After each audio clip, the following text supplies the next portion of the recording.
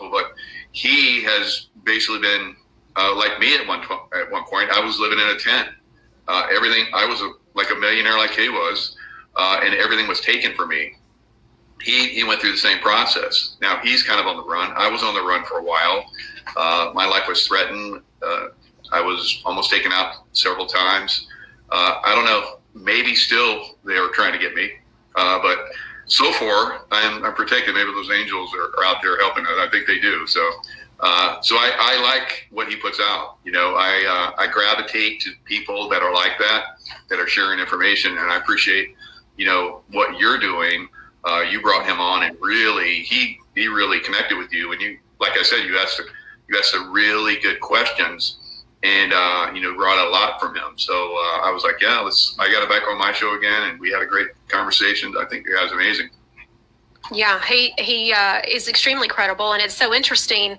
I don't know if you've heard me talk about this story, but quite a few months ago, I had a viewer who had written me an email.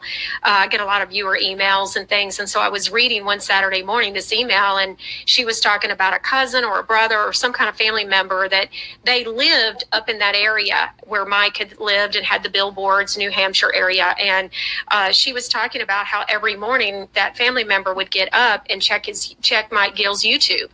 And so, you know, that's when it really hit me like, holy cow, this guy, you know, I've had Mike on. The first time I ever spoke to him, I had the idea like, you've got so much.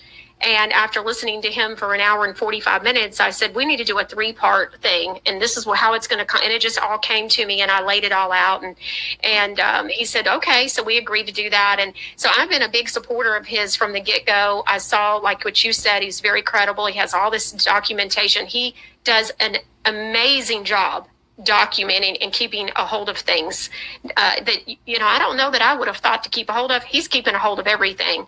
And I love it. And he's been doing it for years. So that's what makes him so credible. He has so much information to just completely back it up. You're not just taking his word for it. He's got all this documentation, right?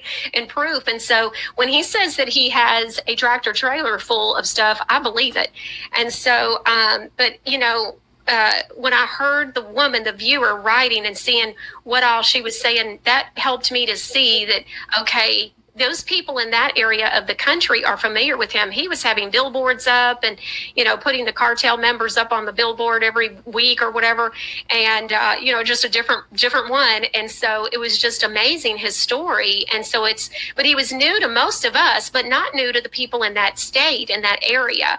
And so I found him to be extremely credible. I've spent hours and hours and hours with him on the phone, and he has my complete backing and support. And so, you know, and I think what I believe people might be kind of missing, Mike, is exactly what you said a little bit earlier.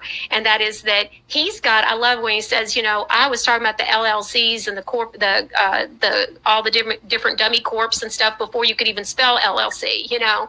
And so this is the money behind all of that corruption. And with the human trafficking, gun trafficking, and then also the drug trafficking. So he brings so much to the table. And I just think sometimes people don't necessarily get the magnitude of what he's got. I mean, when he says he has a tractor trailer full of evidence, I absolutely believe him. So